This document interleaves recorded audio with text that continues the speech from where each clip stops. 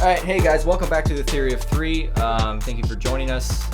Today, I think we're going to be talking about how we got in front of people. So many people, I think, in the past 2 years, and I feel like that's a question when we sit down with other DPs or we even go into meetings, even amongst our friends. People are like, "How did you contact that person?" or "How did you get in front of that person?" And frankly, quite frankly, it took months and months of trying to get a hold of these people. And I think at the beginning, we were so stupid, but at the beginning of this whole thing, I wanted to clarify, we are absolutely not experts on this, and these are just our ways to doing things. We're still improving them. It doesn't matter. Absolutely still improving. And we'll touch on that later about the improving part. But at the beginning, like I remember, it was like at least solid 2 months trying to figure out, because we moved back to St. Louis, and we won't give the whole full story here, so maybe we'll save that for another later episode or season 2 opening when we get 5 million people listening to this podcast. But that being said, early 2016 or 17, we were like, hey, let's start a company. We got back to St. Louis. We'd always lived in St. Louis. Moved back to St. Louis, and we were like, how are we getting in front of these people? And so we started looking up companies in and around St. Louis, and even further out, and we were like, okay, we want to work with these people. And how do we get in front of them? And they were pretty big companies. We looked at their reels, and we looked at all that stuff. But at the end of the day, we knew who we wanted to work for and why we wanted to work with them, because of either the quality of the content, the stuff they were doing, how they were on set, or we just loved how they were doing things and shooting things and creating things. And so, yeah, it took, I don't know, there was specifically 3 companies that took forever. I mean, we sent, multiple emails, and I think our method was well, the method is keep sending emails till you get a notification of either they don't stop responding, they block your email, your email, yep, or they say please stop emailing me, which we've got a couple of those. Yeah.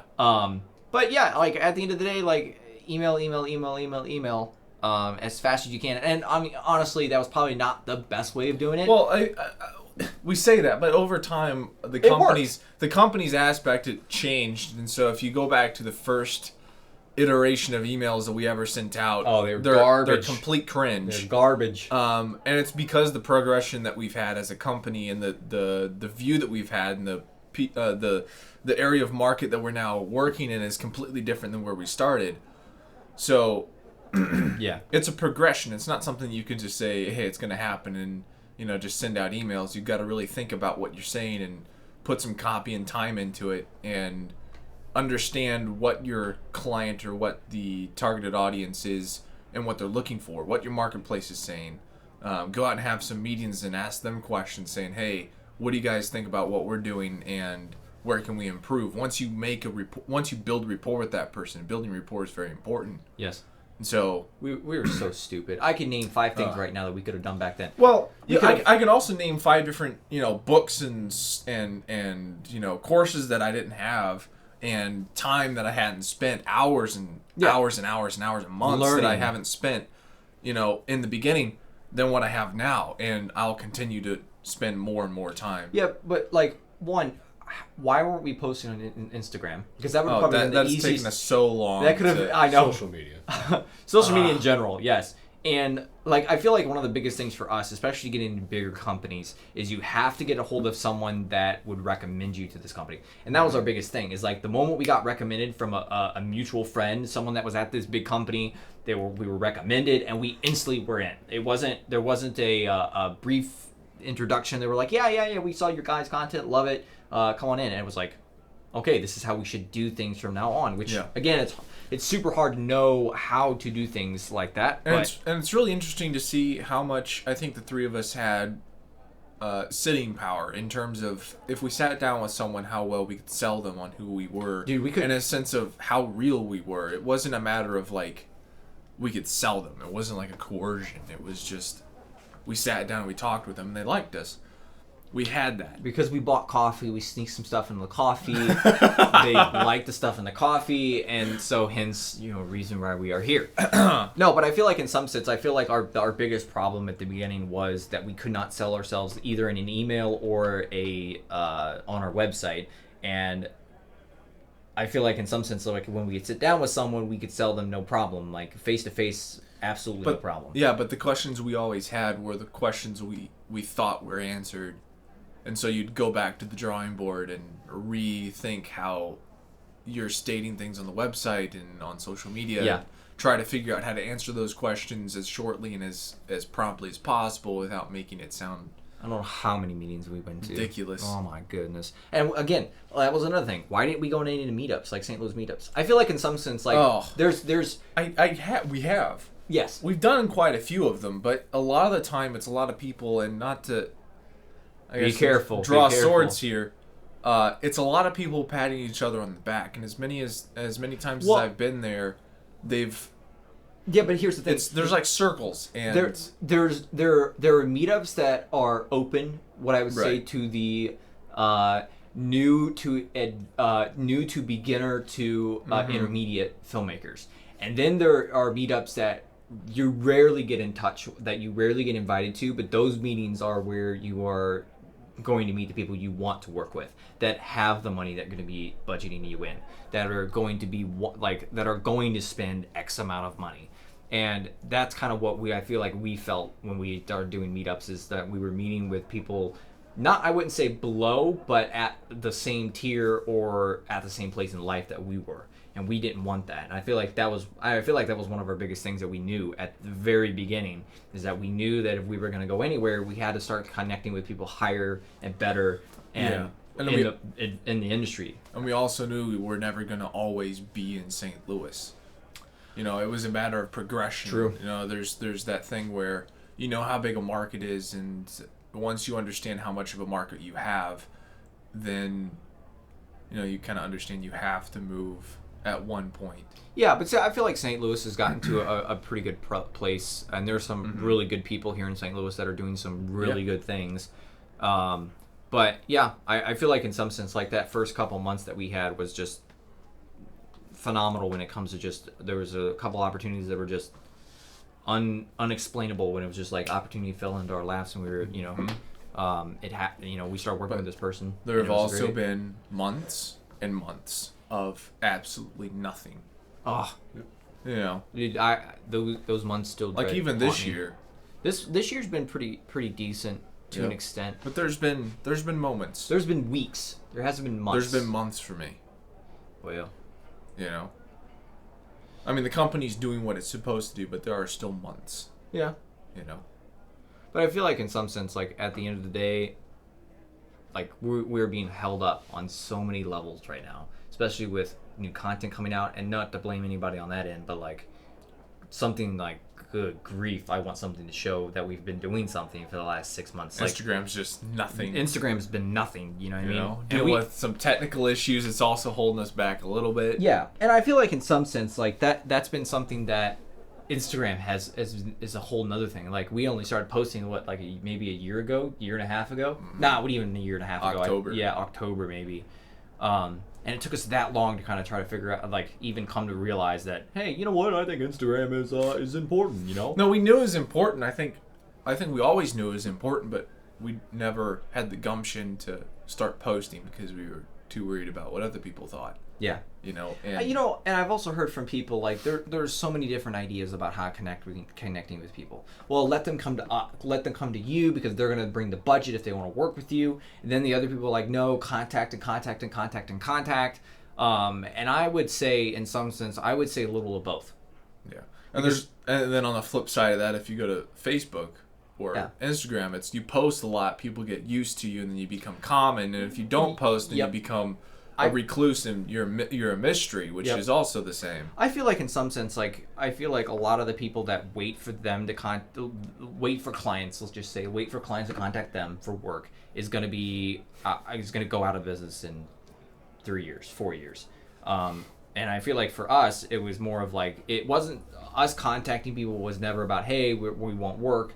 It's more about, hey, here's our company. We want to build a rapport with you in a sense of a business relationship with you. We want you guys to get familiar with what we do, and we want to get familiar with what you do. We want to get to know everybody in the studio. We want to get to know you guys personally, because at the end of the day, people don't hire people they don't trust, and if they don't trust us with the clients that they give us or that the shoots they put us on, they're never going to hire us. And that's pretty much exactly what's in the email. It's about how many points can you hit on. That's exactly what they're thinking about the moment they open the email. Well, and I feel like in some sense we've been hit up like that before here recently, and it was like they weren't nailing the points. It's like you write so many emails, and it's like, no, you should be asking questions here, and you should be asking what. And at the end of the day, the question that should be asked is, "What can I do for you?" Yep. Because that's if this would be worth 10 minutes of your time, would you be able to chat? And I feel like in some sense, like Instagram, emailing is a way to get in contact with someone and introduce yourself. Instagram is a way for them to get familiar, and one of the biggest reasons why we're doing the podcast right now is to get more people familiarized with us, get the three of us more, because I feel like we don't talk to that many people outside of our circles, which isn't a bad thing, absolutely not. But for, I think, a company to grow and for us to grow, I feel like a lot of people we want to let people know what our opinions are and our ideas about the industry and what we value and what we think, because I feel like in some sense when we talk to other directors, like, you guys should be doing something talking about this stuff on like more of a broader spectrum, because like we talk to our directors, we just kind of go down a rabbit hole about, I mean, Austin, movies and TV shows. We could talk about. We sat down with our director and talked about Star Wars for 2 hours, like Star Wars at a beer place in beer, and it was like that was one of the best conversations. And we left there, and it was like, yeah. But I feel like in some sense there's a connection when happens when you start talking to someone, and you can feel the vibe that happens. And I also think is like reconnecting with people is super easy as well. Especially if they see your stuff on Instagram and you're asking questions, which again we're still working on. We're absolutely horrible at posting stuff on Instagram story, even on Instagram itself, because we just don't think any of our stuff is interesting at all. Let's review that, because when you post stuff on Instagram, you're trying to post the best stuff possible. Yep. Because you're comparing the content you're about to post with the content of someone that you respect, which they're posting the best stuff that they have. And so if they're successful and they're posting everything, production and everything that's going great in their life, then you feel like what you're posting isn't worth anything. Well, it's not appealing. Right. Yeah. And that's one of the biggest things that even ourselves as creatives. I'm still getting into the mindset of documentation first and then quality afterwards, because I feel like the story for us is posting stuff on the story is more about documentation about what we're doing, where we're going, what we're doing. Which again, like we're on sets. We get off a 2-day or 3-day shoot, and then we'll go, we didn't post anything on Instagram, did we? We absolutely didn't do anything. We just flunked. I don't think it's a bad thing, but I think it's also a good thing, because we're putting 100% into whatever we're doing, and we're not thinking about anything else besides for what we're doing. But I think taking pictures and taking a minute to step back and take a picture of something, it tells the world about what we do, and it helps our business tremendously. So yeah, I mean, those are just thoughts about what we do and how we operate, in a sense of just our mindsets on the idea of like how you connect with people and how you talk to people. It's extremely important. Yeah. Networking. Ugh. Networking is good, but then it can be time consuming. As a introvert, I've got to recharge after about 2 or 3 meetings, and it's like, I actually find it very, very enjoyable if I can help someone. If they're like, hey, I need this person, it's like, great. Yep. Great. I feel great. Yep. Once they're like, hey, thanks, I appreciate it. You're like, all right. Yep. There's a little bit of worth here. And I feel like you can tell if a meeting's going well in the first 10 minutes at least. Because someone, and that's kind of one of the reasons why only 2 of us show up, and it's usually one of us will jive a little bit better than the other one will, and then that person will usually try to stay contact with them and take lead. Yeah. I don't even know how that lead system works for us. So the whole lead system, it just happens. Like, depends on who they contact first, or who has the better connection, who has the best rapport with them, who's. And that's the interesting thing is there's 3 of us, and when we go to a meeting, and this I'm spilling a little bit of a bean, but when we go to a meeting, it's let's say there's 2 of us and we're at a meeting, and whoever has the most personality or the most likeness as to that person and they click, then that person would be lead because they're going to have the most rapport with that individual. Yeah. People like other people that are like them. Or that they want to be like. That they want to be like. And so if you can imitate someone to a point where, I'm not going to go there because we're going to go off on this rabbit trail of building rapport. Just watch Tony Robbins. That's it. Yeah. Tony Robbins, Gary Vee. Really good guys. Aaron Cardone. Yep. Wow. Well, that's been great, guys. Well, we'll catch you. Yeah. Even again, we were trying to talk about what we were going to talk about this podcast, and we were just all kind of blanking on the idea of what we would talk about. Austin, do you have anything to add? Yeah. I mean, again, when it comes to podcasts like this, everything that you do and everything that you try to create and pump out as content, no matter how many people see it, is still something you have to come up with as an original idea. So, with us sitting here right before we, hit record, it was literally just like, okay, what are we talking about? What are we talking about? What would they See, find there's interesting? no plan for this. And again, that same question came up. What do they find interesting? Mm-hmm. Yeah, because it's always subjective. Everybody finds something that's unique and more or less interesting. Than the other person, and so therefore they have to, you kind of have a decision. I mean, obviously those that are listening to this are going to, think like, oh wow, these guys are highly intelligent. They're just the 2 or 3 people that are listening. The 2 or 3 people, our 2 or 3 followers. But I mean, that's just pretty much the way it is. I mean, with everything that we've ever made, really, it's been that same concept of what will people find interesting, what will look good, what will be different. Yeah. And I feel like in some sense, one of our directors here and that we've been working with a lot here recently has been pushing us to do more stuff that that is different, that is outside the box, that's not like Rick. He had always said anybody could do that. You know what I mean? Yep. And I never thought about that. You know what I mean? I'm more of a person. I was telling Austin when I saw that is, I'm more of a person that chases frames, which I absolutely love when I see a good frame of a mountain or the ocean or a sunset or something like that, and it's beautiful, or a frame in a movie or a frame in a commercial. And I'm like, dude, we need to go shoot something exactly like that. But that whole concept of chasing frames or doing something original or doing something that someone else has never thought of is something that's intriguing as well. And that's something I've been learning the last month and a half at least, trying to think of do something interesting, do something more original. Don't copy so much, which I know nothing's new under the sun. But at the end of the day, coming to with something, what does the story demand?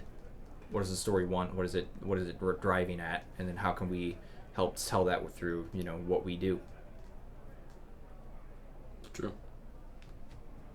That literally reminded me, and I apologize to any of our listeners out there that don't like 2.5 Men, but there's a scene that Charlie Sheen and Alan do where it's like, Alan, I heard you're a chiropractor. Yes, I am a chiropractor. Charlie? Yes, he's a chiropractor. I write children's songs. Alan? Yes, he writes children's songs. That's so stupid. It was such a good scene. But that's what it reminded me of you. I was like, no. You were like, yeah, it's true. It's true. Yeah, it's true. News. Anything about news that we've talked about recently? No. How much has been happening in the film industry, tech-wise whatsoever? I mean, it's been pretty... Singing Gear happened. That was kind of the big hype. And then it's kind of dove off from there. It was a month ago. Yeah, a month and a half ago. I know Mitch Gross from Panasonic was posting pictures today of Panasonic's new, I guess, alpha testing their Panasonic 8K. Huh. Yeah. Well, so Best Buy was selling 8K screens. Yeah. It's the most bullshit thing, but yeah. Well, nothing can help with that, dude. I don't know. Any more and more recently, I've really been enjoying finding I'm actually really curious about these the new TVs that are obviously you've got the the curved, and then you've got the ultra HD, whatever else, and then you have true 4K, and then you have the HDR. Yeah. Well, there's that new which at some point we will show what's it you because most of those screens are in our studio. Yeah. We have all those. So No, they have a new type of technology for HDR. So you can just get a standard 4K screen that has this new version of HDR to true color, and you can get it as an what do you call it? An ISP, or what's it called? I can't remember now.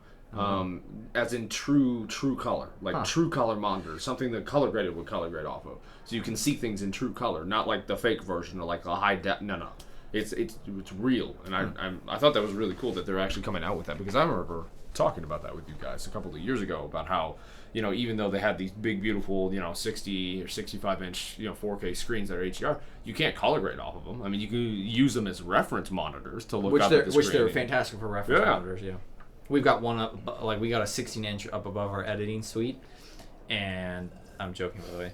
I have to tell you a little secret. Our motto or our catchphrase around the studio is, when we get money, we will. And then it just ... etc. No. So etc. Yeah. Anytime that someone just suggests something like, "Hey, you know what? We should probably do that." It's like, yeah, when we get money, we will. That's our catchphrase. That's our literally statement for everything. Which again, like, I'm super happy with where we are, but I want to do more. It's just a fun little line to throw around and. Yeah. So again, our Venmo is Brothers3 at accounting, and you can send us your donations as soon as possible. It's not even a fake address. It's not even an address. It's You not. just made it out there. Yeah. PayPal is we need all the money and support you can give. Family and friends, no pressure, but but Start running a charity. you know what I think we need? Yeah, I think what we need to do is turn Brothers 3 Studios into a non-for-profit. Hey, Yeah. start Maybe getting let's get grants. money. And Start getting grants. Yep. Yeah. Help Three Brothers film stuff. Yeah. No, that Called sounds like Help the Brothers. Yeah, we could just rebrand. Yeah. No. Just make another company. Just Help the Brothers. Help the Brothers. Yeah. True. But yeah, I mean, in other like news and stuff like that, I mean, I've been seeing some stuff that have been recent. I mean, obviously, Toy Story released at 4,500 theaters across the U.S. How much was the absolutely opening weekend? destroying it? I don't actually know. All I know is they're absolutely blowing through the box office. So I mean, good for that. I mean, I'll probably go see it once it comes out on DVD or something like that. Yeah. Yeah, I mean, in other news, honestly, the only other thing that kind of piqued my interest would have been what's it called? The Peanut Butter Falcon. Yeah. So What the?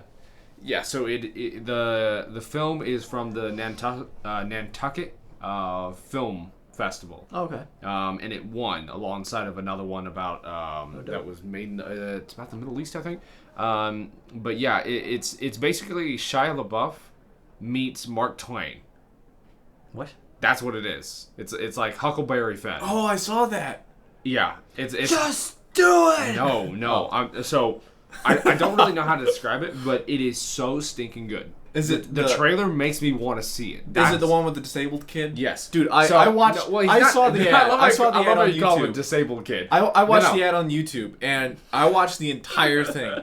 I know Kurt Austin's joking up about this, but disabled kid. Disabled kid. What's wrong with you? He's not disabled. He's not disabled. Shia LaBeouf?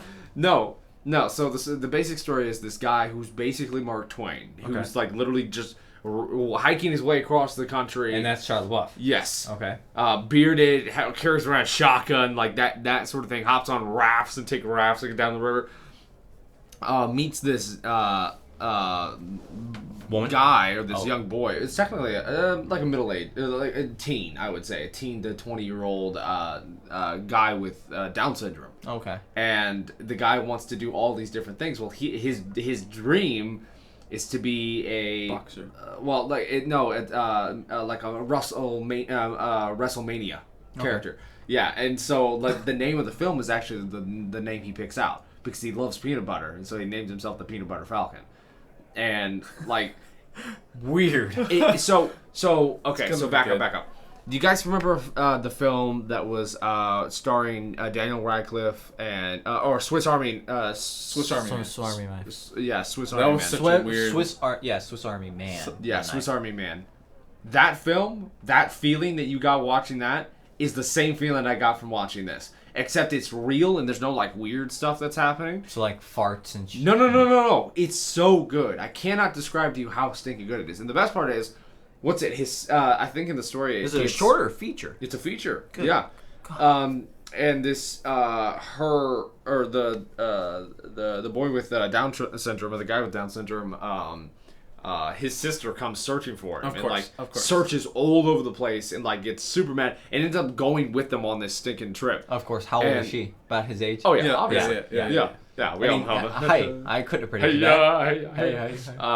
No, Getting but quiet, it though. is such a stinking good trailer. And for those that are listening, definitely go and watch it if you haven't seen it already. Quite honestly, I think so. Hey. Shia LaBeouf has like a really weird, history to him. I mean, he's been in all kinds of bar fights to like getting kicked out of places to his like, I feel like his he just lives do up it to to his him. Like, just do it. yeah, it's true. But he also like, I mean, then all the way to the other side of where he's been chased by 4chan and like him putting the flags all over the United States and like saying we will resist, and then 4chan taking him down. Dude, he's been on the trail forever on like the most wild story. But when he does do a film every once in a while, I absolutely enjoy it. But he's like enjoy Mel Gibson, He is He kind goes of a little Gibson, crazy and then he comes back. Yeah. He But goes off. I Never mind. don't know. I just feel like I really do think he's a fantastic actor. Like I've seen a lot. Now, obviously, first film I ever saw of him that I actually paid attention was the first Transformers, which I absolutely loved. And a lot of people are gonna hate on it, but I don't care. I absolutely love the first Transformers. It's because I don't even remember It was it. like I don't know how to describe it. It just. No. His classic no.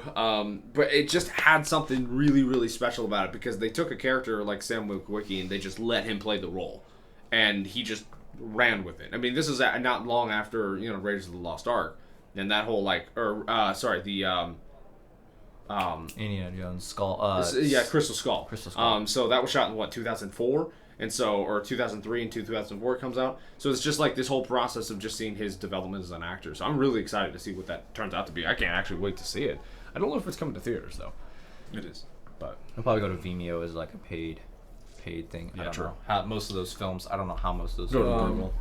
What is it? What we were talking about? Toy Story did 118 million first weekend. 118 million. Is that pretty good? Or good. bad? That's really good. Well, really the good. Dark Phoenix was a 33 million. Yeah, but it was Dark Phoenix. End of short break from this rabbit trail. I'm gonna We repeat have it. opinions, okay? Yeah. You should just bleep that out, and then I'll just. Oh, start. Hold on, and hold by on, the hold way, on. we did talk about last time we did a podcast about Men in Black International. Yep. And I completely agree with a certain article that I read recently. Yep. That the only reason why it failed was because Will Smith was not in it, and I completely agree. Absolutely. You can't beat that You guy. You cannot do. It would be just as sacrilegious to say like, hey, let's put a white dude as a lead in like Bad Boys. Yeah. Like. Hell no! Like that doesn't make a bit of sense. No. Well, the only person that could probably pull it off that would be like a really good funny side in to it would be like Will Ferrell. I could see him being like the dumb big It's white still like wouldn't- dad that comes No, shoveling in. the problem is it's like Men in Black is a franchise, and even Bad Boys is a franchise that it's like Deadpool. You can't replace Ryan Reynolds. However, However anybody Yeah. else wants to do it, you cannot replace the stupid, horrible humor and despicable at some point, but good in a sense of the genre. Mm-hmm. But like you just can't replace it. Will Ferrell just nailed the acting in the role of Men in Black, and you just can't replace it. Will who? Will Smith. That's what I said. You said Will Ferrell. Did I say Will? Yeah, Ferrell? you did. Will Smith. But yeah. If you hear a really weird noise, we're just trying to get more running time. we're just all sitting here just waiting for 30. You hear soft jazz in the background. Like, what's happening? Elevator music. No, I'm literally just gonna put elevator music right now. Yeah, you should. Just ever since right now. We're trying to hit that revenue mark, so Yeah. just bear Which bear obviously with there's us. a revenue It's mark on statistics, that. it's Bear with statistics, us, you know. yeah. Bear with us. Hold on. Coming with stuff to talk about. Yeah. Yep. I don't know if we've ever talked about films that have inspired us when we were younger. Have we ever talked about that? Yes. We did talk about that? Not on the podcast. Not on the podcast. We talked about Narnia and Did we? like the whole yes. That was like actually one of the first. He listened to all of them. How do you not remember that? I don't think so. Dude, that is. But then one my of the brain things just my brain's done anyway. True. You know, True. I don't have much RAM up in here. Hey guys, well, thank you guys for joining in and listening to our horrible ideas about what to do. Hopefully, there's a nugget of truth in there somewhere. Yeah, we'll catch you next time. You guys can follow us on any platform that has podcasts, Spotify, Google, iTunes, any of those. So go check us out. Leave us a like. Rating is super important for getting other people to listen to this. Yeah, thank you guys, and we'll catch you next time. Peace. Yeah, there you go. All right. Note to self: don't let Philip end or start any Ever. podcast. What the hell?